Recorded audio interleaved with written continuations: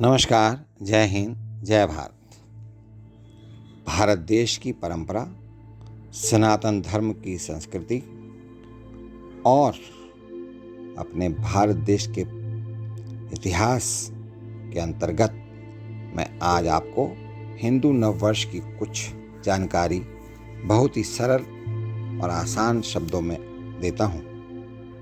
हिंदू नववर्ष के दिन प्रत्येक व्यक्ति चाहे कहीं भी हो अपने आप को उत्साहित, प्रफुल्लित व नई ऊर्जा से ओत-प्रोत महसूस करता है, अनुभव करता है। अधिकतर देशवासी दिनांक 1 जनवरी को ही नववर्ष की शुरुआत, नववर्ष का प्रारंभ मानते हैं, लेकिन अपनी भारतीय संस्कृति व इतिहास के प्रति हमारी उदासीनता के चलते यह सत्य नहीं है। दिनांक 1 जनवरी से प्रारंभ होने वाले कैलेंडर तो ग्रिगोरियन कैलेंडर हैं।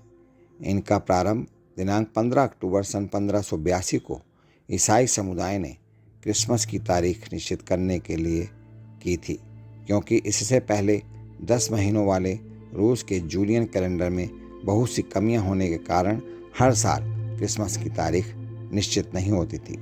इस उलझन को सुलझाने के लिए दिनांक 1 जनवरी को ही इन लोगों ने नववर्ष मनाना शुरू कर दिया था।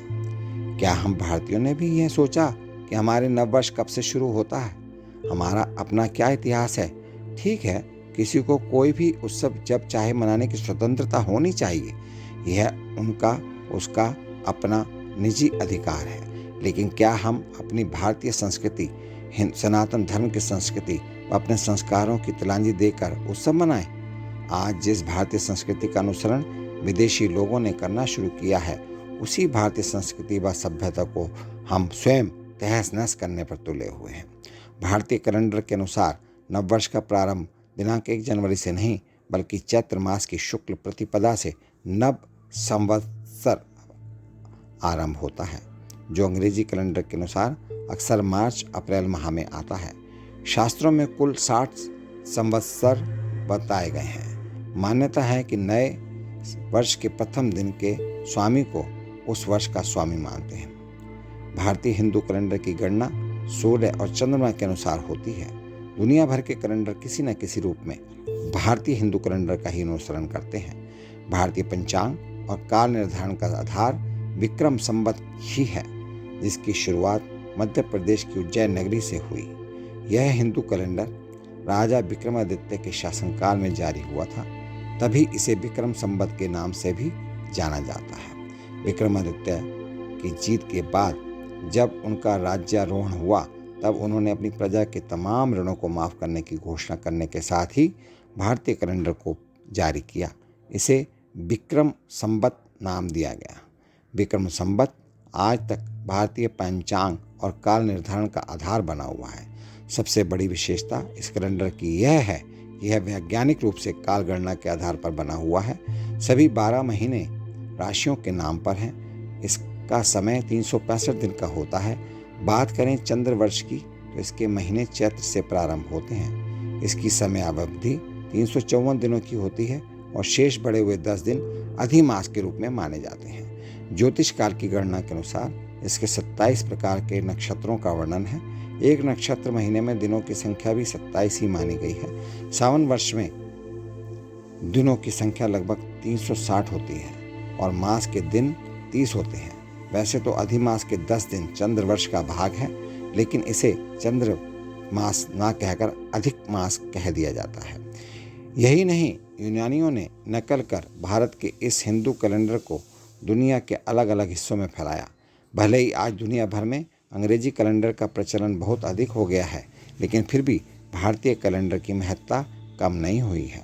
आज भी हम अपने व्रत, त्योहार, महापुरुषों की जयंती, पुण्यतिथि, विवाह व अन्य सभी शुभ कार्यों को करने के मुहूर्त आदि भारतीय कैलेंडर के अनुसार ही देखते हैं। चैत्र शुक्ल प्रतिपदा से ही वासंती नवरात्र भी प्रारंभ होते हैं। सबसे विशेष बात, इसी दिन ही सृष्टि के रचयिता ब्रह्मा ने सृष्टि की रचना प्रारंभ की थी।